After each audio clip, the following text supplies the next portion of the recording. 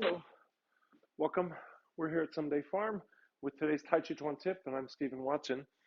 And today's tip, as I fix my in-ear microphone, it hurts there, is to consider the place in which you practice.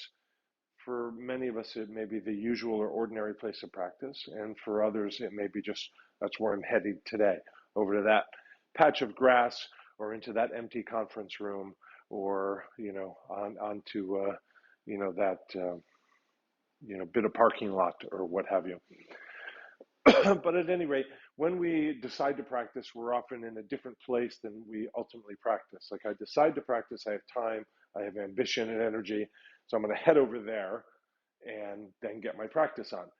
And maybe over there is a nice flat level clean space. Maybe it has your Buddha murti, your statuary, a place, a candle. It has a nice view.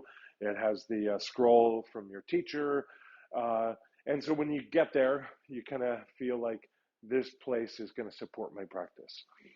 But we kind of sort of mortgage our present for the promise of over there, which is over then as well. So the tip for today is when you decide to practice, and the practice will be over there, maybe shortly, try and get some kind of practice in right now. So where you begin, or perhaps if you catch yourself on the way to your Tai Chi room, stop right there, do a little bit of practice there. You might not be able to do the whole form or swing the sword and the spear around because it's not the place that you choose to practice. But find your practice right as you are, where you are, how you are. And you might find you don't need to go do the practice you were going to do, and it might just be a little amuse-bouche for your practice. So either way, enjoy that and reconsider the place of your practice and the place of your no practice. And while you're at it, reconsider your place in the art, in the grand scheme of things. Thank you.